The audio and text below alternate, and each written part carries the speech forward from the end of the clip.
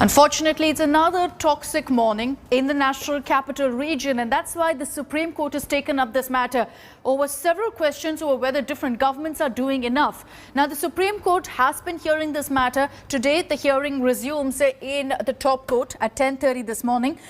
Remember that previously, in the last hearing, which was on Monday, the Supreme Court had come down rather heavily on states for failing to curb pollution. Following the rap, the centre chaired a 2-hour-long meet with officials of Delhi, Punjab, Haryana and the UP government, along with the Commission of Air Quality Management. The pollution panel has directed all schools, colleges in NCR, that's the National Capital Region, to remain shut till further notice. It's also banned all construction and demolition activities in the region till November 21st. Trucks carrying only essential items are allowed in Delhi. NCR state governments have also been directed to allow work from home until further notice, while private offices have been advised to follow suit.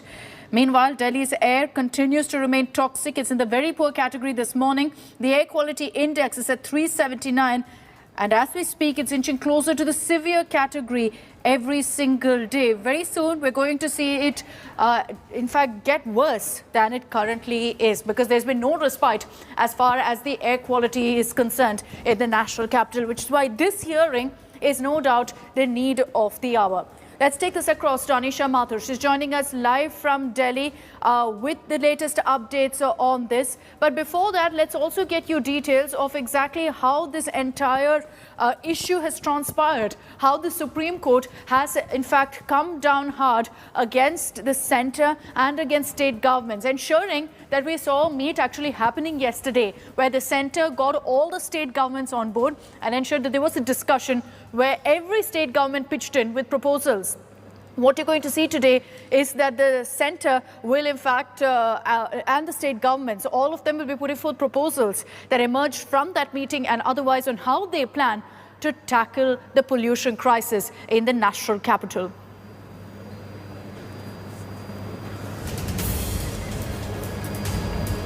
At 10:30 this morning is when we're expecting the hearing to happen. Already, remember, steps have been taken. Yesterday, you had the Delhi government announcing that a ban on construction activities is going to be extended in the national capital to ensure that pollution from from construction activities, essentially dust in the air, is also reduced right now because of the AQI being at such alarming levels. But let's also take you through all the details really of the hearing that happened in the Supreme Court on Monday, and also what you need to know about what's been done to tackle the air pollution crisis. Schools and colleges are shut in the national capital region, in Delhi, Noida, Gurugram as well, and there's no date till further notice. Schools and colleges are shut.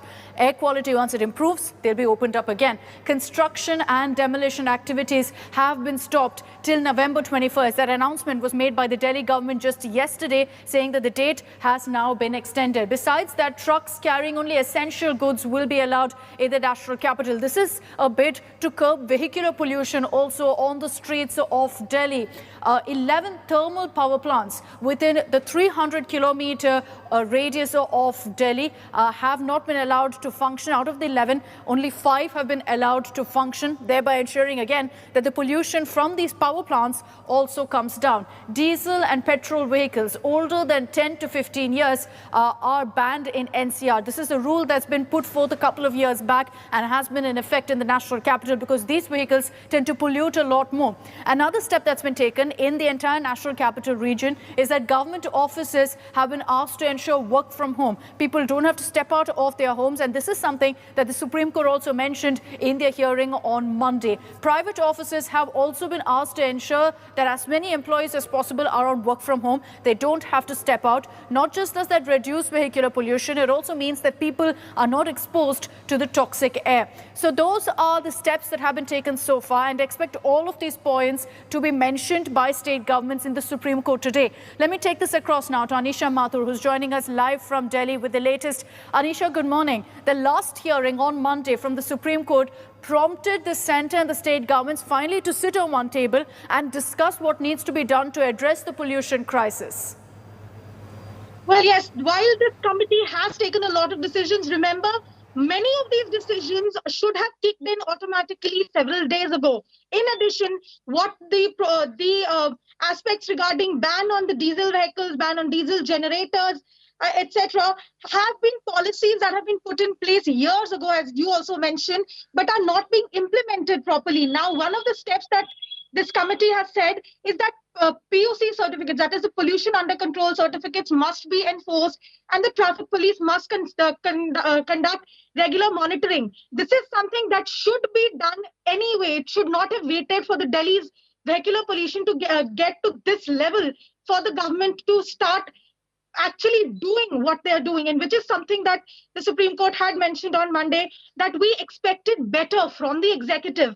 Of course, the most important step that has been taken now is the re-implementation of the work from home policy for government officers, as well as encouraging private officers to Right. go back to work from home for at least 50% of the population. But we'll have to wait and see what the apex court has to say about the other steps that have been taken and whether it is happy with the steps that have been finally taken, because even the power plants aspect is something that the governments have been working on for several years. The transfer from coal-powered fired to gas-fired or cleaner fuels is something that the court has been pushing for the last at least 10 years.